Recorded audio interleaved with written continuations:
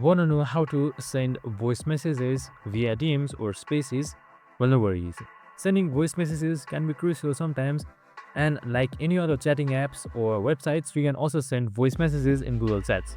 So in this video, I'm going to show you how you can do it under a minute, so let's get straight to it. Now first things first, just simply open up your Google Chat application or the website and just simply click towards direct messages and open up any chat that you want. So you should be right here by default on the chat interface where you should be shown your chat history. And now under the message box on the right side, you should be seeing various interfaces. So right beside upload a file, you should be seeing add a voice message. So you can just simply select that. So now once you have selected add a voice message, make sure your website has all our voice messages. And once that is done, after a while, your voice message should be recorded and you can just simply select send right here and it should be sent easily. And that's it. I hope this video helped. If it did, make sure to like, subscribe and tune in with us for more of these similar videos. See you in the next one.